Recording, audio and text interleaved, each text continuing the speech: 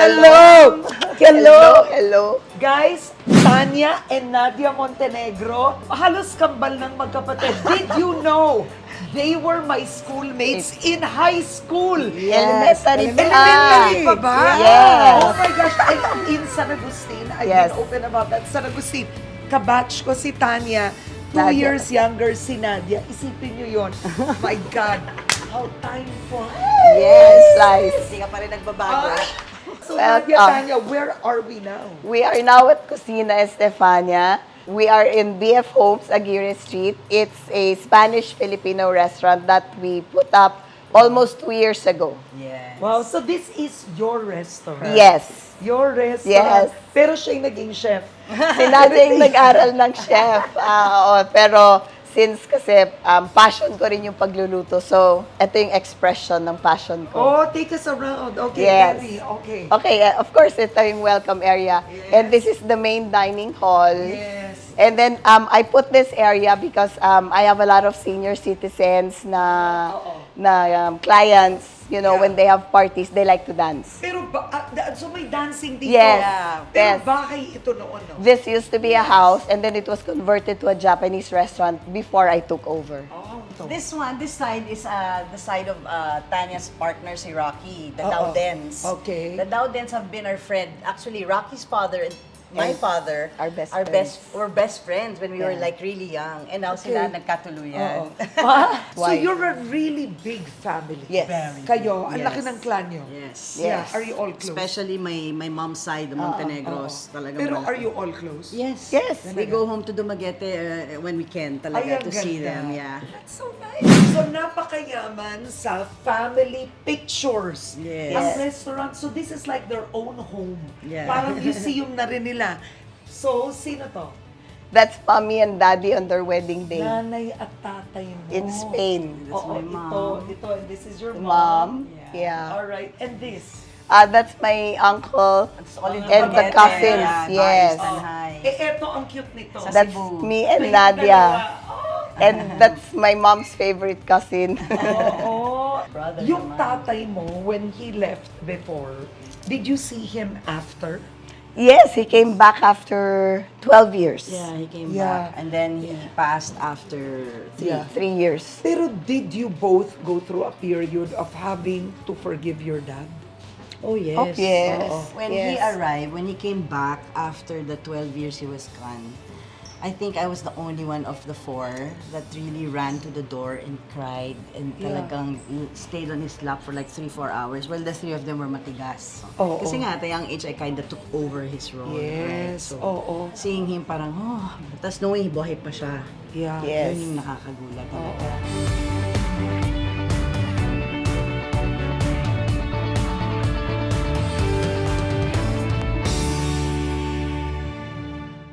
Tanya and Nadia, actually, tinuringan kayong halos kambal.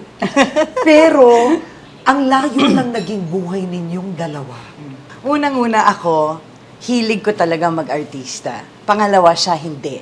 Hindi talaga. So after she was launched as Aga Mulak's leading lady in Campus Beat, ako naman nilo-launch sa Regal. And then we did one movie together, that's Isang Platitong Mani with Seiko. After that, nawala na siya, ayaw na niya. Talagang sabi niya, ayoko na. And then, ako naman, I stayed.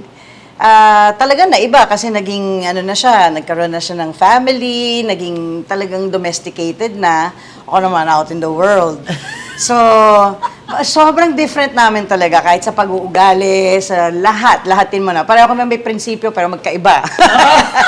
We criticize each other, but we admire each other. Anong naging buhay mo, Tanya? Nagsimula ka sa showbiz at a very young age. You were... I was 14 when I entered show business dahil kinonvince ako ni Tito Cheng Mulak noon because he was looking for a leading lady for Aga for his first solo film after Bagets. Since it was Aga Mulak, so na-convince ako. So we did Campus Beat. And then after that, we did That's Entertainment and all.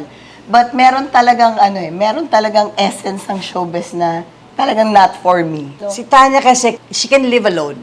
Oo. Alam mo yun, yung kumaga kami, pag nagkagalit kami, natatakot na kami kasi kaya niya 1 taon kami hindi kausapin, di ba? So kami naman, namimiss namin siya after 1 week, di ba? She can live without this. Oo. Ako naman, I'm a people pleaser, I'm a people person. So, parang ako naman bilonggo ako doon. So, alam mo yun, Nag-quit ka, pero maaga kang naging ina. Yes, I stopped showbiz at 17 because I was pregnant already to my eldest noon. So I gave birth to Mara in 1987. Di ba mahirap yun na ang aga mo naging ina? Actually, pag nandun ka sa situation, parang, okay, scared, diba? But when the moment you see your daughter and then yung kung ano yung relationship namin ngayon, parang, okay, it was a good idea that I had her early. pero she had a solid foundation naman that time. Talagang mom was there, her partner was there, we were all there. Talagang syempre, ate namin, di ba? Kahit ako nabigla ako nun, parang, nagiging close pa lang tayo. Naku, family ka. Parang ako yung pinaka-hurt nun. Parang, gano'n. So, yun, pagdating doon sa early motherhood, nasundan ko siya doon. Oo, yun nga! Actually, she had more pa. Oo, so ito, 17, si Tanya, nung naging ina, ilang taong ka na? 18. 18 years old. At kay Boy Asistio yun. Yes, Na-meet yes. ko pa kayo noon together. Yes, yes. Yeah. You came to our house. I yes, came to your yes. house. Let's be honest, Nadia. How difficult was that? Very. Unang-una yung career ko, yung contract ko, yung mommy ko. Ang dami kong kailangan isipin. Plus siya, na parang, di ba, syempre, alam na natin yung showbiz noon. It wasn't even as bad as it is now, di ba? I got my piece of bashing and Yeah, everything. yeah. Pero, yun nga tao lang na in love, di ba? Pero gano'ng kahirap yun, Nadia, na si Boy Asistio noon, marami rin ibang anak at pamilya. Yes, it was hard. It was difficult. But I got into the situation knowing, alam ko naman yung pinasok ko. So, hindi ako masyadong nag-demand ng, alam mo yon. But I knew what was mine. I knew what I deserved. And pag nagkukulang doon, syempre, bilang babae, nagre-reklamo ka din, di ba? But I had to deal with all of that. It's been 8 years since he passed away. And I could say na ngayon ko pa lang nare-reap yung lahat ng kindness or yung pinakasamahan ko sa lahat ng mga anak niya, family niya. Kasi syempre, it wasn't easy. Not everybody understood why you were with him, but I proved it until the end. Ngayon, we're all intact. All his kids are intact. We are in contact. And Ilan sila? ngayon, 21. Grabe. Yeah. 21 ang Yes. anak ni Boy Asistio. Solid sila. Tanong ko lang, nung sumama siya kay Boy Asistio noon, Ako, kontra yan. Oh, a yeah. married man, yun ang una, nagalit ka. Yeah. I was kontra sa kanya noon because of the age gap. And plus the fact na kakaano lang natin doon Santa Cruz sa Caloocan yun di ba? So we were with we were very good with Gigi, with Joanna, ganyan. And then all of a sudden, With his other women. wife noon time. Oo. Yung pala gusto niya si Nadia, kaya pala ang dalas namin sa Caloocan. Lagi Pero kami 3 years yun. Yeah, 3 3 years straight in a row. yun na part kami ng Santa Cruz ng Caloocan. Nung nalaman niyo yung age ko, medyo, wait lang. Oo, Medyo, oo, matandain lang masyadong natin. bata. So parang, pinatanda muna ni Boy sandali. Yung ganun. But you know what? No matter how kontra you are, once you get to know the real Boy Asistio kasi, ang swerte ni Nadia in some point na she went with Boy. Kasi he nurtured her, he took care of her, and kumbaga, kaya siya ganyan ngayon because it's because of Boy. He was a father that my children didn't have also at that time when we separated with my ex for my children. Even Katya and Hutch Yeah. are my brother and my sister. Talagang si Boy ng tatay nila. Yung tatay niyo, iniwan ang nanay niyo at a young age. Do you think that affected how you chose men? Definitely. Not only that, even the men my mom chose after. Talagang, talagang you would only wish na, even, lalo na I have 7 girls. Alam mo, Karen, I'm very vocal about the mistakes and the past, my past, but I cannot be any prouder of myself na whenever I see my children, na parang talagang this defines na your past does not define you. You can correct everything. And every time I see every daughter of mine walk down the aisle, it just gives me so much na maybe I had to go through life that way for me to even get what I have now, diba? So, if I had a perfect life then, Karen, I don't think I would appreciate what I have now.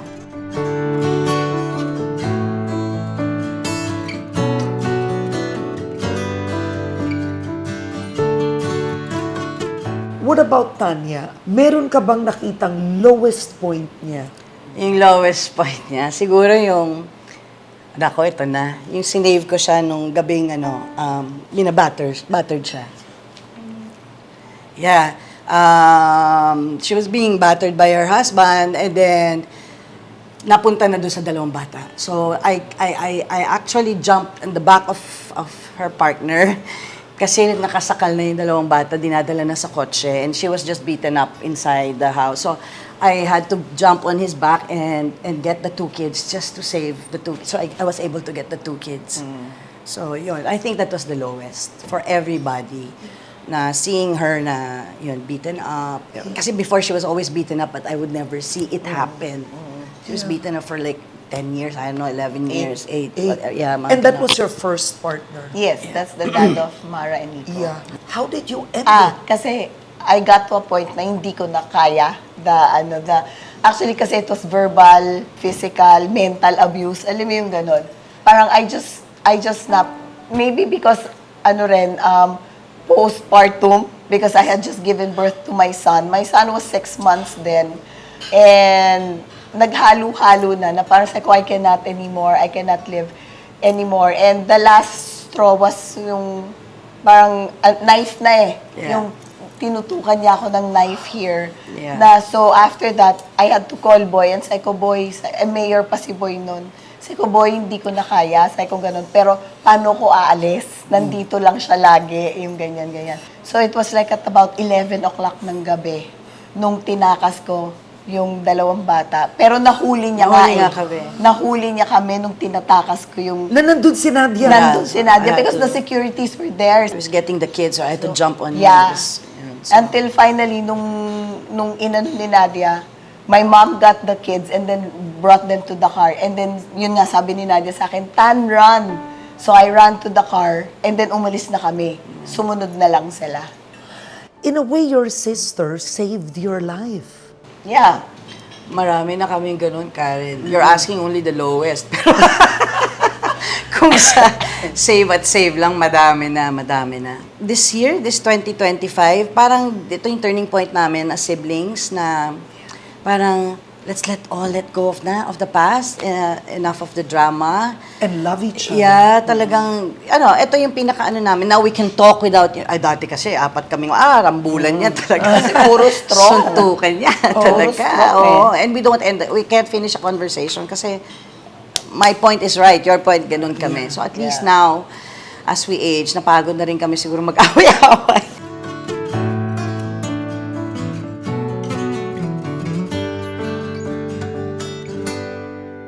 Tell me if this is correct, Baron is the father of Sophia. Yes. Okay. Did you get mad?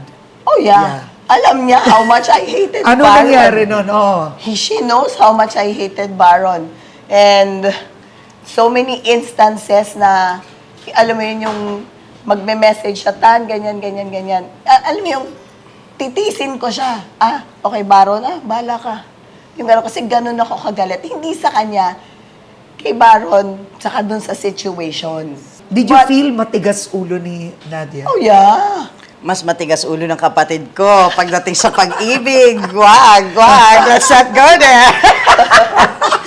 Once lang ako. Okay, so nagalit ka nun. Di na kinig. Actually, I stayed mad at Baron for a long time kasi nga, ang dami rin kasi niyang iniyak, ang dami rin kasing nangyari within the But, well, tama nga yung sinabi niya, as you age, you mellow down, yung ganyan. Plus, because of the situation na with Sophia, na Baron naman reached out naman din sa akin. So, so who am I naman not to give him this chance, diba? So, sabi ko lang, please, just please be good. Just ayusin mo lang yung sarili mo. Children are a blessing. Oh, yes. But did you regret Never did. being with Baron? I never regretted being with Baron But I regretted the situation he was in at that time. How I wish that he was sober. Maybe we could have handled things differently. But you know what, Karen, both talked about this na actually. This last few months have been very good for us. Actually, Sophia's with him. Been with him since Feb, and they're fixing na the for school, for college. Yeah. They're gonna enroll soon together. So, things are working out naman. Pagdating sa pag-ibig, so sinabi mo, mas matigas Ay, oo. ulo niya. Hindi naman matigas, mas tanga lang. Nanggaling sa kanya. Tanga lang talaga. Maganda pa yung sinabi ko. Really? I admit naman. Kaya, I admit naman na I've had series of relationships na wrong talaga na. Oo. Because in the end, I always end up losing. Oo. Alam mo, ako lagi May dinala siya sa bahay. Tapos sabi ko, siguro mga 3 hours yung guy doon. Tapos sabi ko sa kanya, Tanya, he never looked at my eyes once. I don't like him. O, di na-love pa rin, di ba? Ano ba ito? Naging kakampi mo nga yun. Hello. Okay. Yeah, he may not have been okay sa akin, but he's a very good father naman to my daughter. Tanya, what have you learned about love? You cannot love unless you love yourself more. Hindi pwede pala talaga. Kasi dun sa ex-husband ko, I gave everything, and yet at the end, he chose to leave, he chose to go. Yung ganon. Maybe because walang essence of family sa kanya. Ngayon that I tell my children also the same, what boy always told us before, na pag pumili kayo ng lalaki, siguraduhin nyo, mahal niya nanay niya. Kasi kung hindi niya mahal ang nanay niya, paano niya kayo mamahalin? Your first partner, you were battered for 8 years. Yes. Why do battered women stay? I thought there's nothing I can do. Parang, okay, wala akong alam gawin. Hindi ako marunong yung ganon. So I had to stay. Number 2, maybe because I was fighting for the fact na I didn't want to have a broken family. Kasi that's what we were, di ba? So sabi ko, baka naman as he aged, kasi he was 18 years my senior. So, in the number 3, maybe because I didn't know better dahil wala akong father figure. So I thought na parang, hindi, baka naman dinidisiplina lang ako nito. Yung ganon ba? Until finally, after I had my son, and then, yun nga, nandun na si Boy sa buhay namin, and then nakikita ni Boy yung minsan yung mga mali, yung ganyan. So, he would talk to me, he would secretly bring me out and tell me na parang, magla-lunch kami na parang, oh, ito nakikita ko, ganito, ganyan. So, at 23, nagkaroon na ako ng lakas ng loob na nasabi ko, to call it quits na parang hindi ito tama. Yung ganyan. So, that's when I decided to go.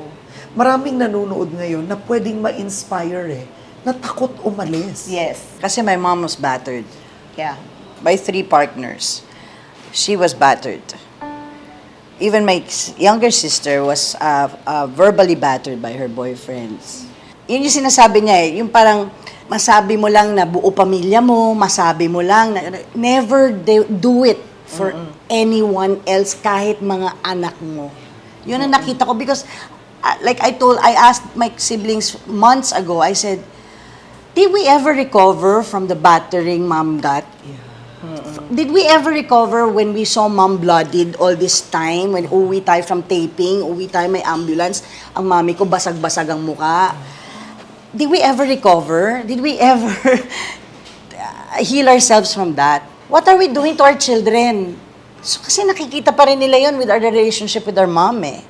So it was a choice that we had to make na parang we have to stop for our kids kasi not just tayo yung nabatter, dahil dala-dala pa rin natin, dala rin ng mga anak natin. Diba? So, ang hirap, Karen, na all my life, I've seen my siblings battered, my mother battered, choices of suicide or what. Kaya sabi ko talaga, where we are right now, it's just amazing talaga na I'm so blessed, ganito kalakas yung mga kapatid ko, ganito kalakas nanay ko. Kasi kung hindi, I don't know. Even my children, her kids, I don't know. I mean, they go to depression. Iba na ngayon, Karen eh. Iba na ang generation ngayon. Noong araw naman tayong depression. Oo. Pag may problema, laban! Pag may magigising, di ba? Wala naman tayong depression. Natatawa ko sa'yo. Diba? Naiiyak ako. You pointed out that it's a cycle. Yes. The hardest is to break the cycle. Yes. Doon pumapasok yung generational curse, right? So, it really has to come from someone in the family to stop that generational curse para hindi na maulit doon sa generations to come. Siguro because of everything I've been through, everything na nakita ng mga anak ko, what I went through, I'm so thankful that my children are in a good place. So, Tanya, you were battered by your first partner, 8 years, and another partner. Yeah, the third one. Yeah. 6 years naman yun.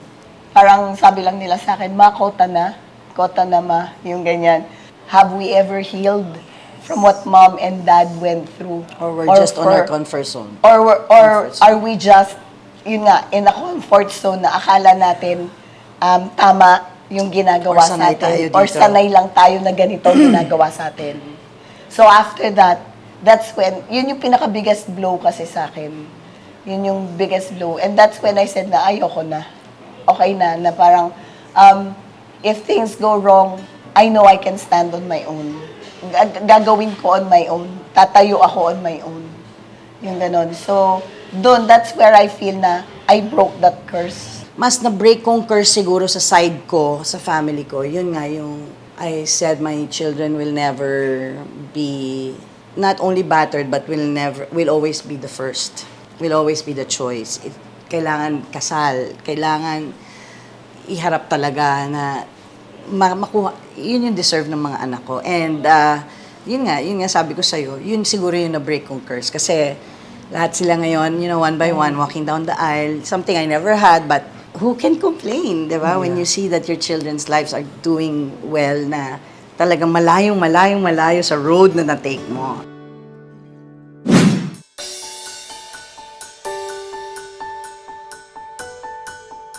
Okay, Karen, let's go to the kitchen. Wow! So I can, sorry, medyo mainit lang.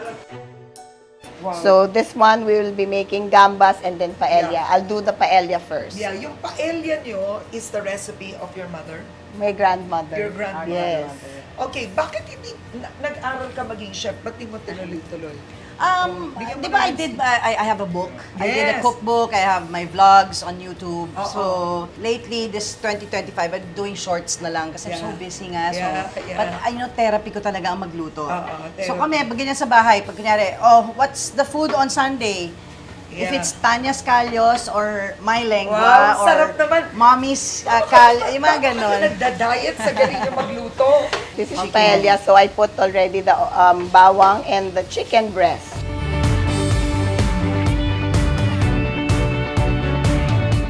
Then our black and green Oh, ang olives. sarap! Guys! And our capers. Oo. Ganito pala yung paella, no? So, hiwalayin mo yung ano, Yes. parang Para sahog. paglagay mo ng Oo. rice, nasisip na lahat. Yeah. Saka para may lasa na. May well, this looks good, ah. And then this is the Spanish paprika. Can I have some Oo, ayan. paprika? Sister! Ayan. Ayan pala. Tapos ito naman, may paprika din, yung gabas. Spanish paprika. Yeah, her My Nadia style. Ako Really? pinaluto mo eh. Ganun pala yun. Ako pinaluto mo eh. Style ni Tanya, iba. So, pag Spanish food, medyo may secret ang Spanish food, Yes. yung Spanish paprika. That, yun ang, it makes it taste Yes. different. Look at This is ito. this is Oh, my salt, paella pepper. seasoning. Yours. This Yes. is a secret. Yes. Oo, secret po yan. Yeah. My God, ang galing nyo. Ang bilis nila.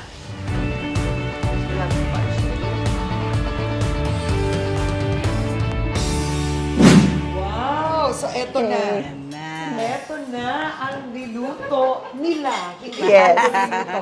Wow! Okay, Paella. this is the God. gambas. Yeah. We have mechado and lengua. Machado pala. Machado, Yes. ayan. Spanish. Ano ba to? Yeah, it's part of the Croquetas. Filipino flair. Filipino. Meron flair din ninyo. kaming Filipino Wow, flair. oo.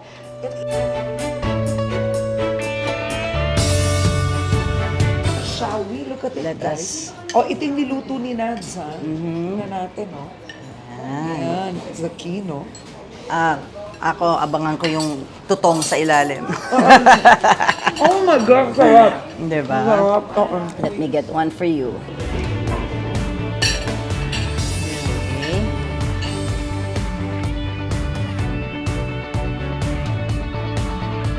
I super love the numbers.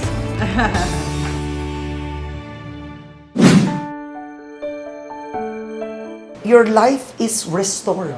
Oh, yes. That's the word. That's how Yes. good God is. Yeah. Yes. Every day yun pa rin ang prayer ko, Lord, salvation for my whole family. Because I can never be the right example. I can never be, one day I can still be the buisit ng family. I can be the biatch of the family sometimes, but and every day, that's all I pray for. We're living a life now. Yeah, it's not problem-free. It's not worry-free.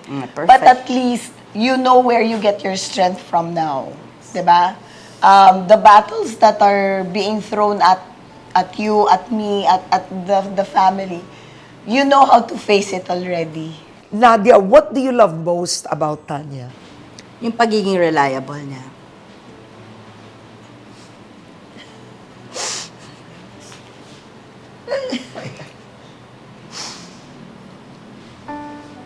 You just know that, Tan, andun na. And dami kasi nangyari, Karen eh. Like, last January when I had my heart surgery, they said I was gone for 4 minutes and she saved me naman. Siya naman. So, You were dead for 4 Yeah. minutes? Yeah, she had just gotten out of the operating room. And then, My heart stopped. it was a heart procedure. Parang they put 4 different, on her heart. Nakita ko kasi her color was not normal. It was medyo maputla. So I was just sitting down. After a few seconds, parang sabi niya, I don't feel well, guys. I don't feel good. Gumano na siya. Tapos I saw her na she was turning, parang nag-gray siya. Yung ganyan. So, and then she took off her, bagal mo Bagal magkwento. she took off her kumot. Sabi niya, guys, ang init, ang init. And then all of a sudden, she blacked out. Tapos, naihi siya dun sa bed. Yeah. So, I've seen so many death, like yung sisters ng mami ko, pag namatay, ganon. So, nataranta yung mga nurse. They started running, cold blue, cold blue. I couldn't leave her alone like that naman. So, I had to pump. I pumped her heart. Wow. I pumped her heart until finally she came back.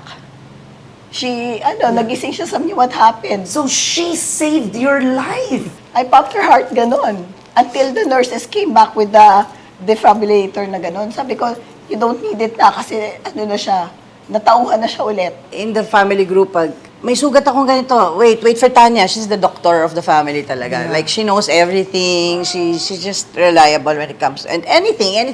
I need ganito sa ganitong department. Alam niya yan. What do you love most about Nadia? If there's one thing lang na you will love with Nadia na in spite of her being mabunganga, maprangka, minsan masakit magsalita yung ganyan.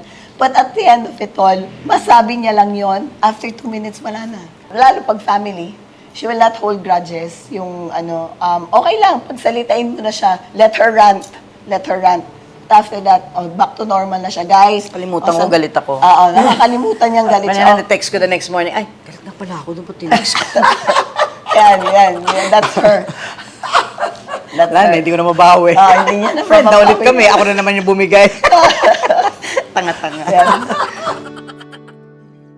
At ito nakaka-inspire to because Nadia and Tanya have been on their own weight loss journeys with our friend, Dr. Angeles. Yes. I messaged Doc Angeles. Sabi ko, Yes. Doc, I really need to see you kasi nga I have Hashimoto, ganyan. So sabi niya sa akin, okay, come and see me. So I went to see Doc Angeles. And surprisingly, when he weighed me as 228 pounds. Wow! Dati 228 pounds si Tanya. Yeah. October. 228. Yeah. Now, 5.5 months after, I lost 77 pounds. So I'm now 154. anong feeling? Wala na yung mga pains, yung Yes. brought about by the Hashimoto disease, yung hapo, yung ganyan. Yeah. And you feel good about yourself. you know, ang gaan kumilos, tas ang sarap magbihis. yung mga ganon. That's true. Yeah. And Nadia also, malaki rin ang weight loss ni Nadia. Ako din, nung pandemic din. Ayun na, I went to the doctor, my Dr. Dampil, and then I'm gonna give you a 2-year challenge. If you follow and obey me, I can reverse your diabetes. Okay. Sabi ko, okay, Doc, I'll do it. So, in 18 months, I was able to lose 68 pounds. I was 128 kilos. Oo, nakita pa kita nun. So, mga nasa At your- 265, 270. Really, really bad shape. Yeah. In 18 months, I was able to lose that 68 pounds. And then, I joined the Navy. Sipin yun, nag-Navy ka as in Well, before takbo. that, I joined muna Office of Senator Robin Padilla. Eventually, I started shedding the weight and then nag-menopause, which Yeah. helped also. Yeah. And then now, I've been doing the diet for a month with Dr. Angeles, and I was able to lose 14 right away. So, Wow. So overall, naka-80 ka. yeah.